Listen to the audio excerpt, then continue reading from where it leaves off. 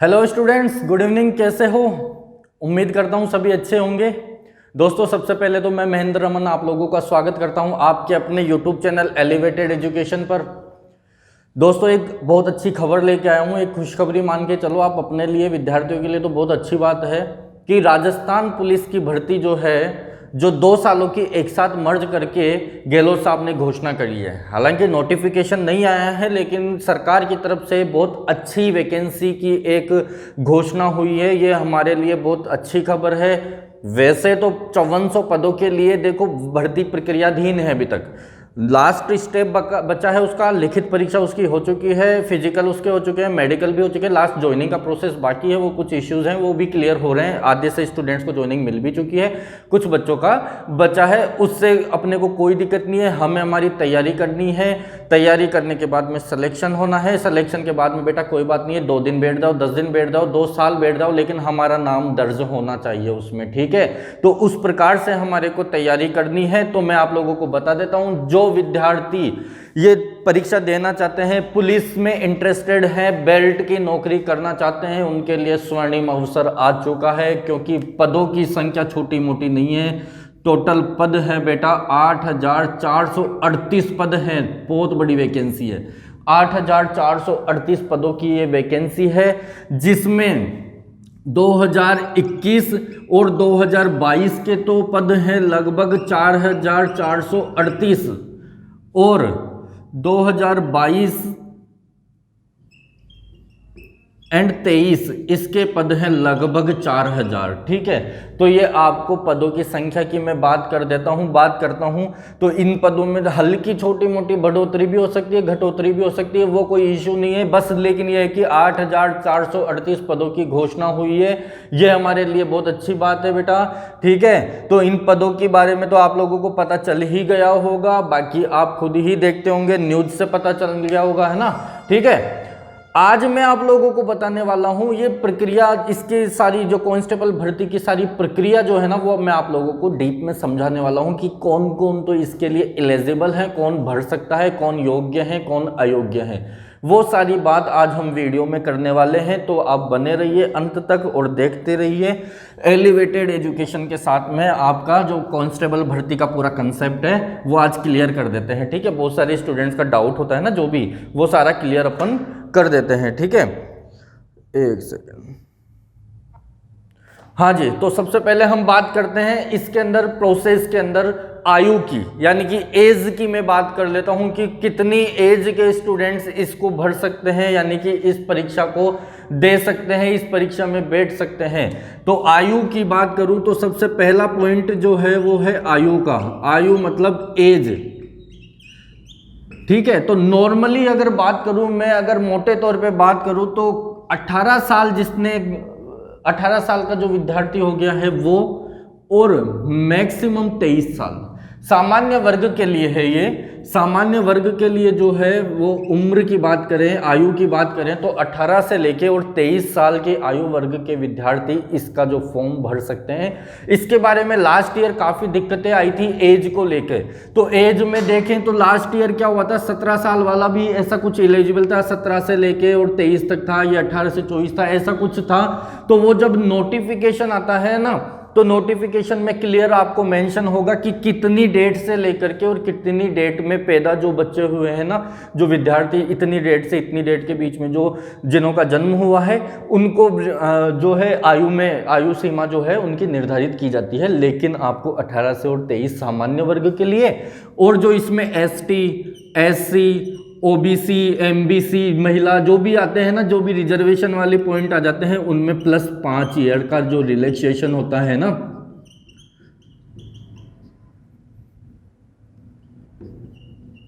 आयु के अंदर जो छूट होती है 5 साल की, वो देय है इसके अंदर बिल्कुल। तो वो आप लोगों के लिए प्लस है, मतलब ST, SC, OBC महिला वगैरह जो है उनके लिए 5 साल का आयु में छूट मिलती है। तो आप लोगों को एक तो आयु से संबंधित अगर कोई भी डाउट हो तो बेटा ये तो नोटिफिकेशन आने पर ही क्लियर होगा कि कौन सी एज का, क्योंकि नोटिफिकेशन का भी नहीं मालूम है कि कब आएगा। जिस दिन आता है तो उसमें उस साल की गणना की जाती है। जैसे कि अभी 2021 लास्ट जो वैकेंसी थी, 2019 का जो वैकेंसी थी, उसमें क्या था, 2021 तक क्या था, पहले 2001 जनवरी, 1 जनवरी 2020 तक की काउंटिंग करी तो उस हिसाब से 18 साल के थे। फिर बाद में एक संशोधित विज्ञप्ति आई, उस नोटिफिकेशन में 1 जनवरी और 2021 उसको कर दिया गया था, यानी कि 1 साल की छूट मिली थी विद्यार्थियों को। तो ये तो नोटिफिकेशन से ही क्लियर होगा। फिलहाल नॉर्मली आप ये देखो 18 से 23 और ST SC वाले अपने 5 साल ऐड करके चलो, ये तो हो गया एज का, है ना। तो एज संबंधित अगर आप लोगों को कोई दिक्कत है तो नोटिफिकेशन का वेट करना पड़ेगा हमारे को। फिलहाल नॉर्मल काम हो गया। आयु के बाद में अगर बात करें कि सर हमें बताइए कि आयु तो समझ में आ गई, लेकिन हमारी योग्यता क्या होनी चाहिए, ठीक है। तो योग्यता की बात कर लेते हैं दूसरी। तो इस वैकेंसी के लिए देखो योग्यता होती है,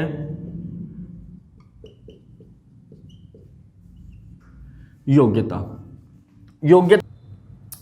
तो योग्यता की बात करें अगर अपन, तो ये है आपकी एजुकेशनल क्वालिफिकेशन।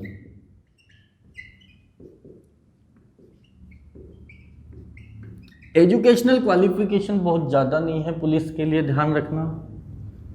आपको किसी भी जाने माने संस्थान से, बोर्ड से, ठीक है, 10वीं पास होना ज़रूरी है।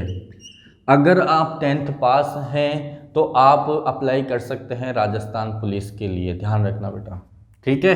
10th पास स्टूडेंट क्या कर सकता है, पुलिस के लिए अप्लाई कर सकता है। सामान्य पुलिस, डिस्ट्रिक्ट, अगर पुलिस की बात करूँ मैं, डिस्ट्रिक्ट पुलिस बोल दो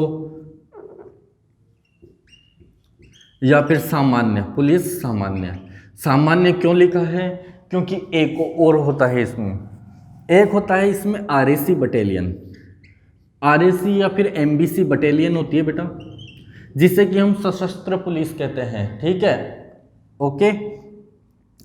तो सशस्त्र पुलिस या फिर RAC बटालियन होती है, बटालियन। उसके लिए इसमें थोड़ा सा छूट है कि 10वीं पास की ज़रूरत नहीं है। अगर आप 8वीं पास हैं ना,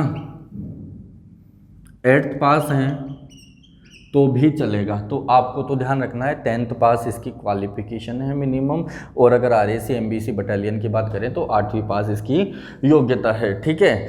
दूसरी बात, योग्यता की ही बात कर रहे हैं तो एक चीज़ और ऐड कर लो। अगर किसी को चालक की, पुलिस चालक यानी कि अगर किसी को ड्राइवर की अगर वैकेंसी के अंदर फॉर्म भरना है, अगर ड्राइवर का पदों में फॉर्म फिल करना है तो ध्यान रखना उसके पास में DL होना ज़रूरी है, यानी कि driving licence. Light motor vehicle हो चाहे से हैवी मोटर व्हीकल हो, कोई दिक्कत नहीं है, कोई सा भी प्रकार का लाइसेंस चल जाएगा, आपका DL होना बहुत ज़रूरी है। ये तो हो गया शिक्षा से संबंधित। अब आप लोगों को सबको पता है बेटा, बेल्ट की नौकरी करवा रहे हैं अगर इस तरीके से, है ना, ठीक है। एक डिफेंस वाली होगी नौकरी, तो इसके अंदर आप लोगों को पता है फिजिकल चीज़ें भी ज़रूरी होती है। तो आपका शारीरिक मापदंड क्या क्या हैं, ये तो ये हो गए आपके शैक्षणिक मापदंड हो गए। शारीरिक मापदंड की बात करूँ तो तीसरे नंबर पे देखो,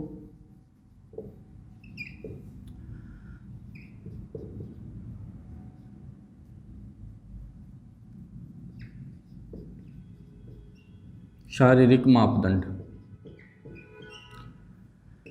क्या क्या मापदंड चाहिए। सबसे पहले तो होती है हाइट। क्या होता है, हाइट यानी कि ऊंचाई। ऊंचाई की बात करें या फिर हाइट की बात करें तो देखो कैसे होता है।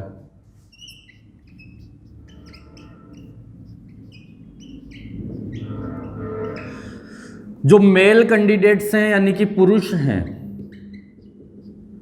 जो मेल होते हैं, पुरुष होते हैं ना बेटा, उनकी जो हाइट है ना वो कम से कम, वो देखो इतनी है 168 सेंटीमीटर, 168 सेंटीमीटर होती है, ठीक है। और दूसरे होते हैं फीमेल कैंडिडेट्स यानी कि महिला उम्मीदवार हो गई। तो महिला जो होती है उसकी आयु होती है बेटा 152 सेंटीमीटर, ठीक है। 168 सेंटीमीटर हाइट, ठीक है, पुरुष के लिए, और 152 हो गई आपके महिलाओं के लिए। तो ये आपको ध्यान में रखना है। दूसरी बात, ये तो ऊंचाई है। अगर आपकी ऊंचाई इससे कम है तो आप बिल्कुल भी अप्लाई नहीं कर सकते हैं, ये ध्यान रखना। लिखित पास कर लोगे तो भी आपको शारीरिक फिजिकल में निकाल देंगे, क्योंकि एक एक पॉइंट का भी इसमें बहुत मेरिट बनती है बेटा। तो ध्यान रखना है आप लोगों को, हाइट अगर इससे कम है तो आप बिल्कुल फॉर्म के लिए अप्लाई नहीं कर सकते हो। ऊंचाई के बाद में अगली चीज़ आती है बेटा इसके अंदर, चेस्ट, सीना। ये सिर्फ पुरुषों के लिए एप्लीकेबल है। सीना जो है पुरुष जो अभ्यर्थी हैं उन्हीं के लिए एप्लीकेबल है, उन्हीं पे अप्लाई होता है। इसमें क्या होता है पुरुषों के लिए कि एक तो होता है फुलाने पर और एक बिना फुलाएं। तो सीना बिना फुलाएं तो चाहिए आपका 81 सेंटीमीटर। कितना चाहिए? बिना फुलाए तो चाहिए आपका 81 सेंटीमीटर्स। एंड फुलाने पर मतलब समझ रहे हो क्या? अभी मैं फुला के दिखाता हूँ, देखो। अरे 56 इंच का नहीं चाहिए भाई, ठीक है। नॉर्मल चेस्ट है, पूरा चेस्ट नापेंगे, ठीक है। वो आपका कितना 81 सेंटीमीटर्स होना चाहिए। और फुलाने पर मतलब अब नापिए, ठीक है। ये चीज़ आपको ध्यान रखनी है। तो 86 सेंटीमीटर्स का आपका फुलाने पर, और बिना फुलाए आपका 81 सेंटीमीटर हो गया, 86 हो गया फुलाने पर, ठीक है। अब ये महिलाओं के लिए एप्लीकेबल नहीं है, लेकिन महिलाओं के लिए दूसरी चीज़ एप्लीकेबल है। वो क्या होती है? वो होता है वजन, यानी कि वेट।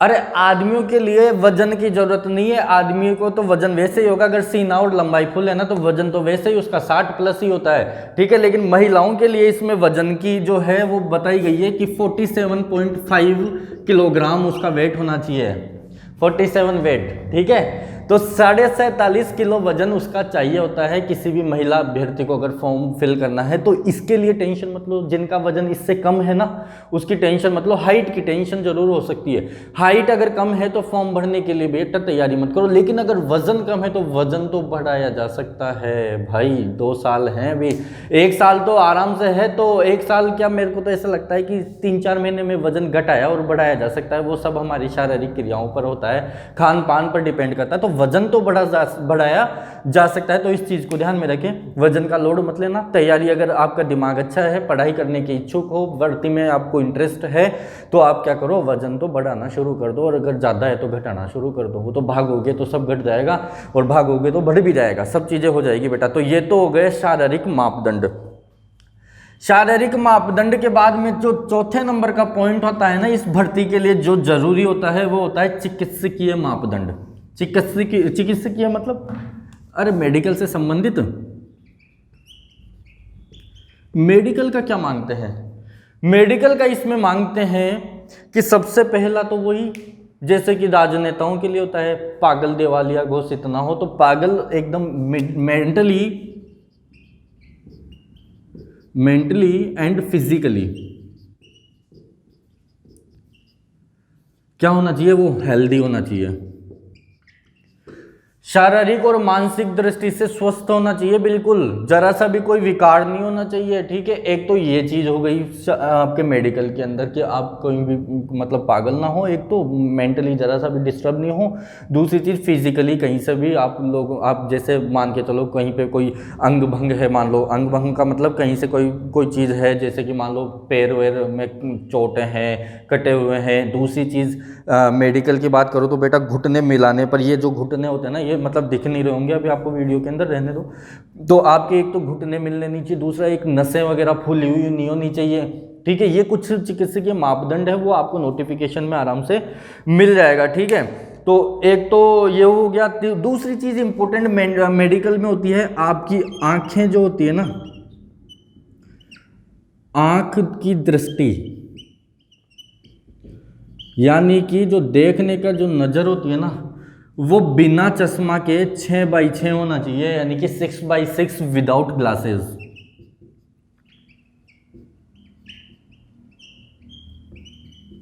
मतलब बिना चश्मा के आपकी जो नज़र होती है, दृष्टि होती है, वो 6x6 होनी चाहिए। ये आप जाके अपने किसी भी आपके ऑप्टिशियन से चेक करवा सकते हैं कि मेरी आंखों की दृष्टि है वो 6x6 है या नहीं है। क्योंकि इसमें ये भी है बेटा कि अगर आप, ऐसा नहीं है कि इसमें फर्जी डॉक्यूमेंट्स बना ले, क्योंकि फिर बाद में वहाँ पर भी चेक होता है। जब आपका फाइनल सिलेक्शन होता है तो मेडिकल होता है, तो उसमें ये चेकिंग होती है सारी चीज़ें, ठीक है। कोई भी एक, जैसे कि आंखों का दृष्टि हो गया, दूसरी चीज़ हो गया जैसे कि मान लो किसी को रतौंधी रोग है, रतौंधी समझते हो ना, जिसको मतलब दिखता नहीं है ना बिल्कुल रात को। और एक होता है कलर ब्लाइंडनेस, होता है रंग विभेद, मतलब रंगों में उसको अंतर ही नहीं पता चलता है। तो एक तो कलर ब्लाइंडनेस नहीं होना चाहिए, और एक ये रतौंधी वगैरह रोग, ये सब उसके नहीं होने चाहिए। एक हर्निया वगैरह जो होती है बीमारियां, ये बीमारियों से ग्रसित वो नहीं होना चाहिए। तो मेंटली एक तरीके से फिट होना चाहिए और फिजिकली भी फिट होना चाहिए वो व्यक्ति। तो ये मेडिकल से संबंधित हो गए, ठीक है। तो ये आप लोगों को समझ में आ गया होगा। मैंने आयु वाला कंसेप्ट क्लियर किया। आयु के बाद में हमने जो एजुकेशनल क्वालिफिकेशन थी वो पढ़ी, फिर उसके बाद में हमने शारीरिक मापदंड पढ़े, ठीक है। शारीरिक पढ़ने के बाद में बेटा अब ये तो हो गई, क्या हो गई, योग्यता की। इस प्रकार की योग्यताओं अगर वाले हैं अगर, तो आप क्या बन सकते हैं, पुलिस में आपके ये जो है फॉर्म अप्लाई कर सकते हैं, और मेहनत करोगे तो बिल्कुल पुलिसमैन बन भी सकते हैं। अगली बात करूं मैं अयोग्यताओं की, तो कुछ एक अयोग्यताएं हैं, अगर वो आपके अंदर हैं तो आप बिल्कुल भी इसका फॉर्म फिल नहीं करें। अयोग्यताएं क्या क्या होती है, क्या क्या अयोग्यताएं हैं इसकी, है ना। तो एक तो सबसे बड़ी, अगर आपके जीवित एक या फिर मतलब एक तो होगी मान लो, कहने का मतलब यह है कि एक से ज्यादा जीवित पति या पत्नी, एक से ज़्यादा जीवित पति या पत्नी नहीं होने चाहिए भाई कानून की नज़र में, ध्यान रखना, ठीक है। तो एक अयोग्यता ये है, अगर आपके दो या मतलब समझ रहे हो ना, आप समझ गए होंगे इस पॉइंट को, एक से ज़्यादा जीवित पति या पत्नी आपके नहीं होने चाहिए। एक तो ये है, अगर दो हैं तो भाई साहब मत सोचना फॉर्म फिल करने की। दूसरी बात, दो से ज़्यादा अगर संतान हैं, हम दो हमारे दो, बस यही होना चाहिए, ठीक है। तो दो से ज़्यादा संतान अगर किसी के हैं तो वो भी फॉर्म नहीं भर सकता है। अब इनके बारे में रिलैक्सेशन वगैरह जो होते हैं वो पूरा नोटिफिकेशन पढ़ लेना, जिसके अगर मान लो दो से ज़्यादा हैं तो उसमें है कि शायद 2002 से पहले के इस प्रकार से हैं तो वो तो वैसे ही एज से ही आउट हो जाते हैं, तो कहीं ना कहीं वो योग्यता के अंदर नहीं आ पाते हैं। तो आपको ध्यान रखना है, दो से ज़्यादा संतान। तीसरी बात, अगर आप लोग शादीशुदा हो और आप लोगों ने शादी में दहेज लिया है ना, दहेज, और पता चल गया कि इन्होंने भाई साहब ने दहेज लिया है, तो भी आप इस नौकरी के लिए अपात्र घोषित किए जा सकते हैं, ठीक है। दहेज हो गया, एक से ज़्यादा जीवित पति पत्नी हो गया, दो से ज़्यादा संतान नहीं होनी चाहिए। और तीसरी बात, चौथी बात यह है कि अगर शादीशुदा हो तो विवाह का पंजीकरण, विवाह पंजीयन जो होता है ना वो इम्पोर्टेंट होता है, इसमें ज़रूरी है भैया, करवाना ही पड़ेगा। बिना विवाह पंजीयन के आपकी नौकरी नहीं लगेगी, अगर आप लोगों ने विवाह पंजीयन नहीं करवाया है तो, अगर शादीशुदा हो तो, ठीक। दूसरी बात, चार चीज़ें हो गई ना, ये अयोग्यताएं हैं, ये बता रहा हूँ, ये नॉर्मल चीज़ें हैं, इनको हल्के में मत लेना। अगर इनमें से कहीं पे भी बिलोंग करते हो ना आप लोग, तो फिर बिल्कुल फॉर्म भरने की चेष्टा ना करें कृपया, और दूसरी विषयों की तैयारी करें। अधिकतर सभी में वैसे यही होता है, सारी जो सरकारी नौकरी। तीसरी, अब मतलब इसमें इंपॉर्टेंट बात देखो, कई लोग होते हैं क्रिमिनल टाइप के, ठीक है, आपराधिक प्रवृत्ति के, यानी कि उनके ऊपर कोई भी आपराधिक मामले दर्ज ना हो, ठीक है, क्रिमिनल रिकॉर्ड नहीं होना चाहिए उसका भाई। और रिकॉर्ड होता भी है ना क्रिमिनल, तो उससे रिलेटेड फिर वो प्रावधान देखे जाते हैं कि कौन से प्रावधानों में है या फिर कोई लंबित है मामला, वो सारी चीज़ें बात की है, ये कोर्ट का मैटर चला गया एक तरीके से। क्रिमिनल रिकॉर्ड होना ही नहीं चाहिए, सबसे बड़ी बात तो ये है। तो मैं तो स्टूडेंट्स को यही कहता हूँ भाई, जो हमारे बैच में पढ़ते हैं, कि ऐसे काम करो ही मत ना जो फालतू में काल को आपको नौकरी लगने से वंचित कर दें। तो क्रिमिनल रिकॉर्ड तो बिल्कुल होना ही नहीं चाहिए। अगली बात यह है कि अगर मान लो कभी आपने टीपा टापी करी है, टीपा टापी समझते हो क्या, नकल, कभी भी किसी भी परीक्षा में अगर आप लोग डिबार्ड हुए हो, अगर आपको वंचित किया गया है, वंचित रखा गया है किसी परीक्षा को देने से, किस वजह से, आपने क्या करी थी, टेपा टापी करी थी, इस वजह से नकल करी थी, तो समझ लेना आप इस योग्यता के मतलब इसके अंदर अयोग्य घोषित हो जाओगे। तो ये चीज़ें आपकी नॉर्मली थी कि कौन बन सकता है कौन नहीं बन सकता है, बात समझ में आ गई होगी आप लोगों के। अब आप समझो इस चीज़ को कि परीक्षा कैसे होगी, क्या होगा, कौन से सब्जेक्ट आएंगे, वो सब चीज़ें समझो 1 मिनट के लिए। अगला देखो चयन प्रक्रिया। देखो ये सारी चीज़ें तो गई, चलो ठीक है, योग्य हो गए आप लोग, अच्छे से योग्य बन गए इस चीज़ के लिए कि सर हाँ मैं भर सकता हूँ। इतना करने के बाद में बस इतना योग्य बन के आप आ जाना मेरे पास में। अब चयन प्रक्रिया की बात करते हैं अपन, किसकी, सिलेक्शन प्रोसेस, यानी कि चयन प्रक्रिया।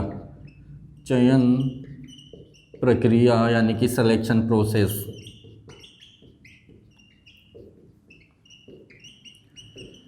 ठीक है, सबसे पहला काम होगा लिखित परीक्षा। लिखित परीक्षा होगी बेटा, जिसके कि कुल नंबर होंगे 75 अंकों की लिखित परीक्षा होगी। दूसरे नंबर का काम होगा वो होगा शारीरिक दक्षता यानी कि फिजिकल, जो होगा आपके कितने नंबर का, 15 नंबर का। यानी कि कितने नंबर हो गए, 75 तो ये और 15 ये, यानी कि 90 हो गए क्या, थोड़ी सी मैथ वीक है ना। उसके बाद में शारीरिक दक्षता के बाद में अब देखो क्या आता है, अब आते हैं एनसीसी वाले, आते हैं होमगार्ड वाले, स्पेशल सर्टिफिकेट वाले लोग आते हैं, जो एनसीसी वगैरह हो गए, होमगार्ड के हो गए, इनका हो गया 10, यानी कि कुल हो गए बेटा 100। अब मार्किंग 100 में से ही होगी। जो एनसीसी होमगार्ड वाले होंगे इनके प्लस हो जाएंगे, बाकी अगर आप लोग मान के चलो 100 बच्चे हैं, 100 बच्चों में से अगर 10 है ना एनसीसी वाले के, तो सबकी मार्किंग 100 में से ही हो रही है वैसे तो। लेकिन आप मान के चलो इन 10 में से 2-2, 3-3 नंबर इनको चले गए, तो वो उसके उनके मेरिट आगे बढ़ाने के लिए, बाकी आप लोगों के लिए तो 90 नंबर का ही रह गया ना पेपर। एक तरीके से आपकी मार्किंग तो 90 में से ही हो रही है, वो तो उनको प्लस देने के लिए सिर्फ इस वजह से प्रोसेस है वो। ठीक है, तो 100 में से भाई आपका तो 90 में से ये, औरों के साथ में भी तो यही है। तो ये 10 नंबर कहीं नहीं गए हैं, ये 10 नंबर इनके लिए एनसीसी होमगार्ड वालों के लिए है। ठीक है,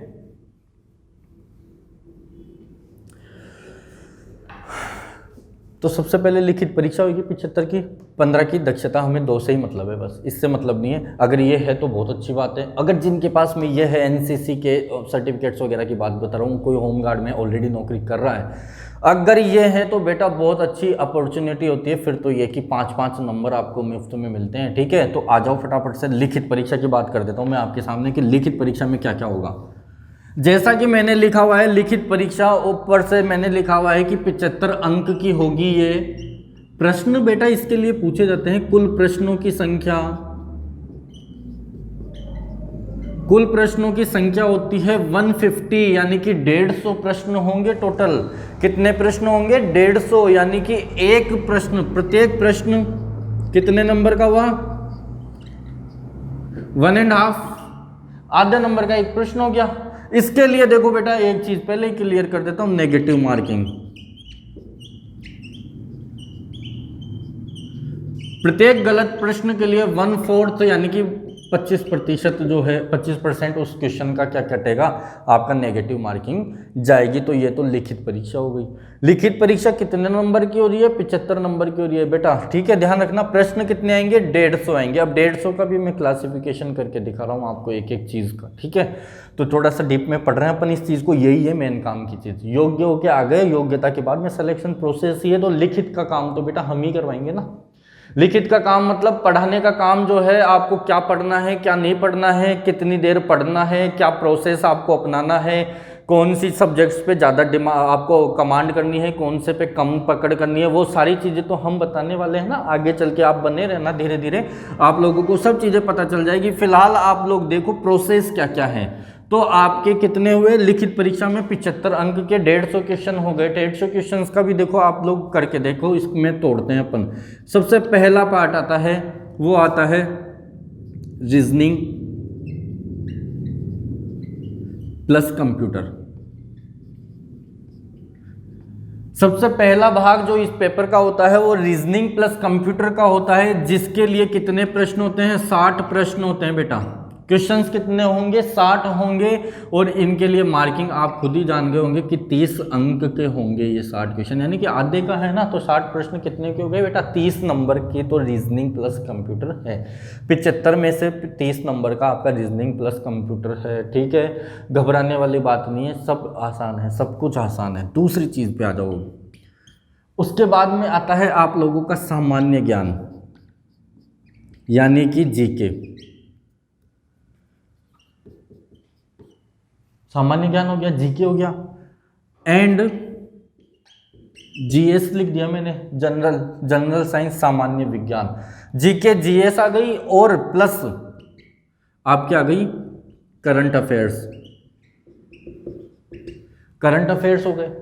तीन चीज़ें ही होगी, सामान्य ज्ञान। अब सामान्य ज्ञान के अंदर क्या पढ़ना है? सामान्य ज्ञान के अंदर सब आ जाएगा बेटा, जो सामान्य चीज़ें हैं इंडिया की भी आ जाएगी, राजस्थान की। राजस्थान के लिए तो अलग से ही मैंने बता रखा, अलग से एक पॉइंट है, लेकिन यहाँ पर पूरा कॉन्स्टिट्यूशन आप मान के चलो। पॉलिटी, ज्योग्राफी, ये सारी चीज़ें आपके सामान्य ज्ञान के अंदर जो नॉर्मल चीज़ें हैं वो कॉन्स्टिट्यूशन का ज़्यादा पार्ट मान के चलना बेटा, ठीक है। कॉन्स्टिट्यूशन ज़्यादा है। फिर उसके बाद में जीएस, दैनिक जो विज्ञान है वो सारी आपकी आ जाएगी, जनरल साइंस इसमें आएगी। करंट अफेयर्स आपके इसमें पूछे जाएंगे। तो आप लोगों के करंट अफेयर्स के और जो इसके हैं ना जीके जीएस के हैं, वो टोटल प्रश्न आएंगे बेटा 35। टोटल प्रश्न आएंगे कितने? 35 प्रश्न आएंगे, जिनका की अंक निर्धारण आप समझ जाओ, आधा कर दो तो कितने हो गए? 17.5, यानी कि 17.5 नंबर के आपके अंक इसके हो गए। ये वाला जो पार्ट है जीके जीएस का 17.5 नंबर का है, आप लोगों को ये भी ध्यान रखना है, ठीक है। जीके जीएस का कितने का बेटा? 17.5 नंबर का है। 30 नंबर का ये हो गया है। अगला आता है आपके तीसरे नंबर पे, वो आता है राजस्थान। ये लो, पूरा राजस्थान आ गया। अब राजस्थान के अंदर देखो आप, कला, संस्कृति, इतिहास, ठीक है, भूगोल, राजनीति,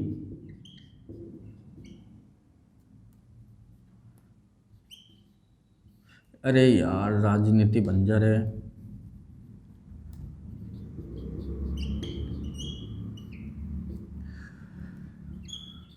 और आर्थिक यानी कि इकोनॉमिक्स। कला संस्कृति हो गया, हिस्ट्री हो गया, राजस्थान का इतिहास, राजस्थान का भूगोल, राजस्थान की पॉलिटी, राजस्थान का इकोनॉमिक्स, ये भी हो गया। तो ये कितने नंबर का हो गया बेटा आपके? ये आपके हो गया वही 45 क्वेश्चन आएंगे इसके बेटा। 45 का मतलब कितना हुआ? 22.5,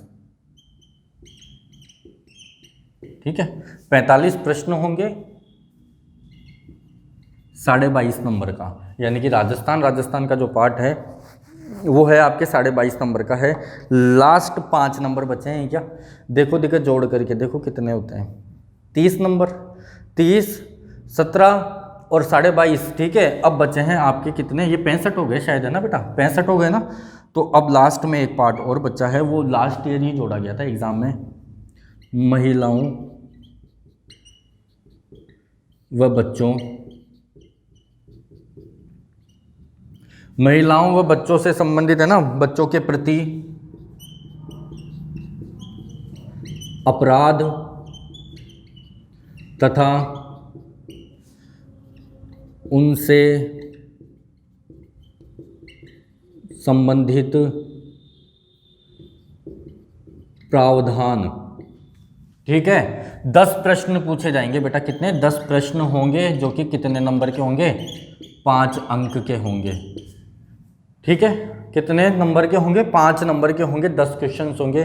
ये तो आप परवाह मत करना, ये तो लिमिटेड एक्ट्स हैं, वो पढ़ लेंगे अपन, ठीक है। 10 एक दिन की क्लास होती है, वो सब चीज़ें की मतलब टाइम टेबल में सब सेट कर दूंगा। फिलहाल लिखित की चीज़ें आपको समझ में आई क्या कि सिलेबस क्या क्या है? सिलेबस आप लोगों को समझ में आ गया होगा। रीजनिंग पढ़नी है, जीके पढ़नी है, जीएस पढ़नी है, और ये एक महिला एवं बाल विकास, महिला एवं बच्चों के चाइल्ड के प्रति अपराध तथा उनसे रिलेटेड जो है कौन कौन से कानून हैं, कौन कौन से प्रावधान किए गए हैं, वो सारी चीज़ें अपने को पढ़नी है, ठीक है बेटा। इसके बाद में क्या आता है? इसके बाद में आता है ओवरऑल। देखो अब इनकी बात कर लिए, ये सिलेबस हो गया आपका। सिलेबस अगर आप लोगों ने कवर कर लिया तो अब आपको चयन प्रक्रिया के लिए क्या चाहिए?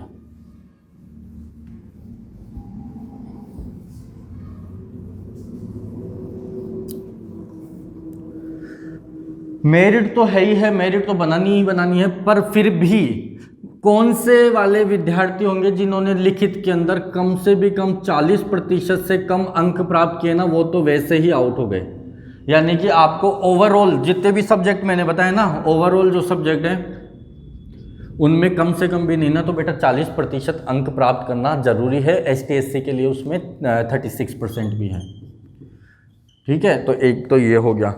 इतना करने के बाद में लिखित परीक्षा आप लोगों ने मान लो उत्तीर्ण कर ली, अच्छे नंबरों से आपने मेहनत की, अच्छे नंबरों से आपने लिखित परीक्षा उत्तीर्ण कर ली। अब क्या होगा, अब आप लोगों को फिजिकल के लिए कॉल करेंगे।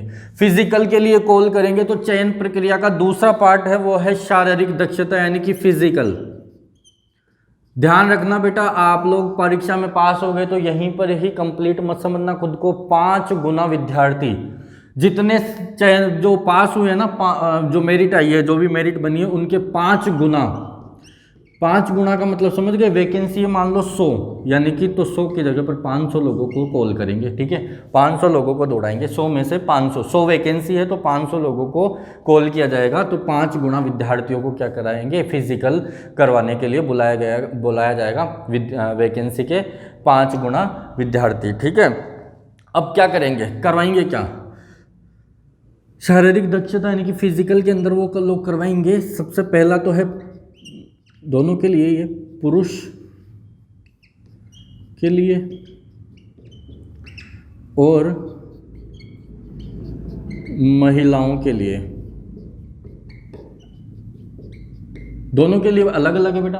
दौड़ है, दौड़ाएंगे आपसे, है ना। ठीक है, देखो कितनी दौड़ है, आपको दौड़ करनी है 5 किलोमीटर की।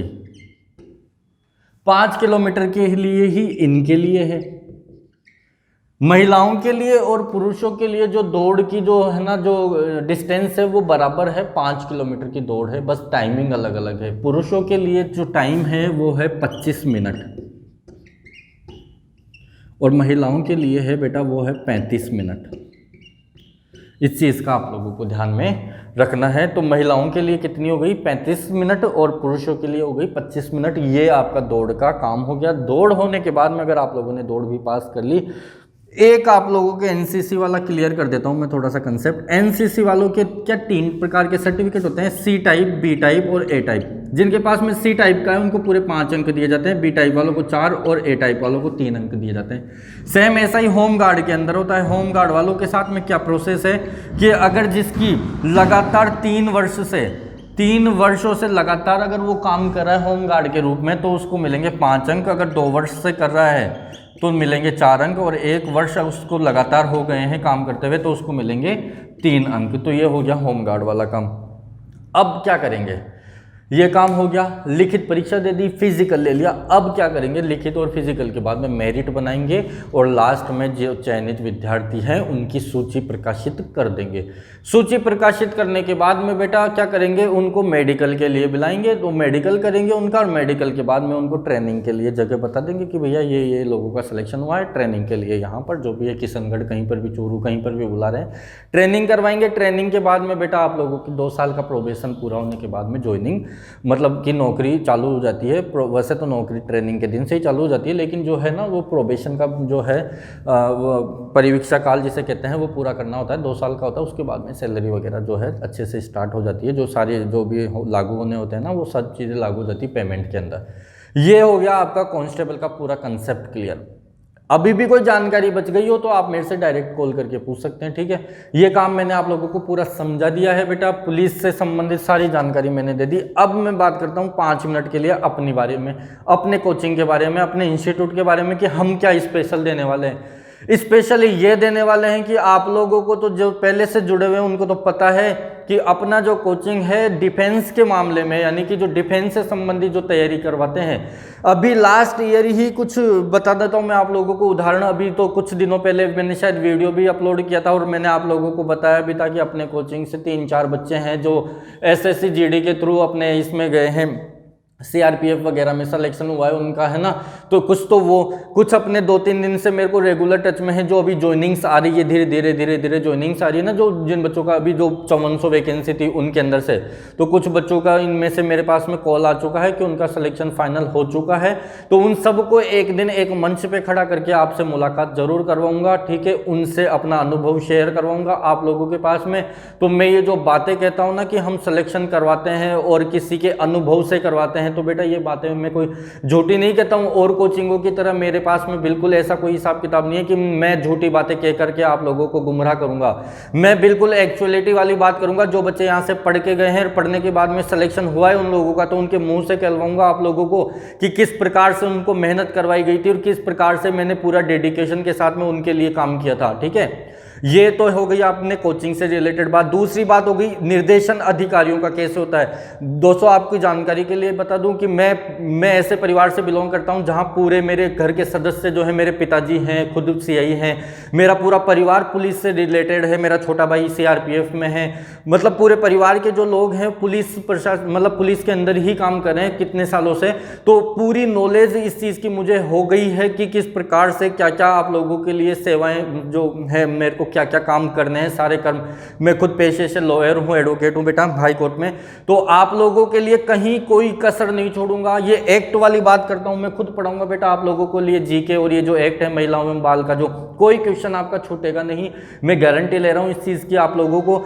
दूसरे कहीं पे भी, मतलब मैं आप लोगों को बस इतना सा ही बात करना चाहता हूँ कि अब कहीं पर भी अगर कोचिंग ज्वाइन करनी है आपको कांस्टेबल की, तो बेटा जो अगर दावे करते हैं ना कि हम ऐसा करवाते हैं हमारी ये सिलेक्शन से, एक बार जांच करना उस चीज़ की कि क्या वास्तव में वहाँ पर। कई लोग डिफेंस का कोचिंग खोल लेते हैं लेकिन उनके पास में डिफेंस का पहले पुराना कोई रिजल्ट होता नहीं है, ना डिफेंस के उनके कोई जानकार होते हैं, ऐसा कुछ।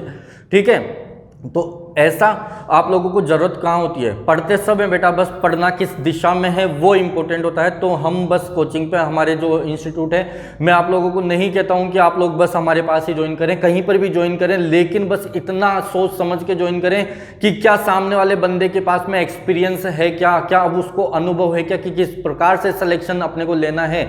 सिर्फ लिखित ही नहीं, उसको फिजिकल एक्टिविटीज़ के बारे में भी अवेयर करना इंपॉर्टेंट होता है, मेडिकल से संबंधित जानकारी देना।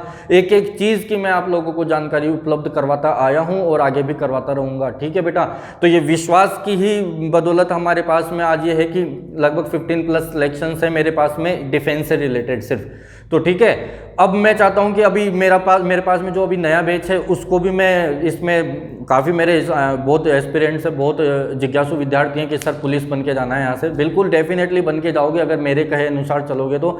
जल्दी ही बस बैच शुरू कर रहे हैं, लॉकडाउन खुलने का इंतजार है, लॉकडाउन खुल जाएगा बैच बनाएंगे। और बिल्कुल कांस्टेबल कम से कम भी नहीं ना, तो मतलब मैं तो मानता हूँ कि 100% बने, लेकिन मेरी पूरी कोशिश रहेगी कि लगभग जितना बैच बनेगा 50% मैं कांस्टेबल निकालूं। मेरी पूरी कोशिश रहेगी बेटा, आप लोग भी बस मेरे साथ में जुड़े रहिए, थोड़ा विश्वास कीजिए, है ना। ठीक है बेटा, और इसके ये जानकारी जो है आपको अगर अच्छी लगी हो तो औरों को भी शेयर करना। अपन मिलते हैं जल्दी ही दूसरे वीडियो के अंदर। अब क्लासेज जो है जीके की जो कुछ रुक गई थी बीच में, वो बिल्कुल कंटिन्यू करेंगे। ठीक है बेटा, मिलते हैं अगले वीडियो के अंदर। बिल्कुल आज के लिए तो काफ़ी है, टाटा बाय बाय।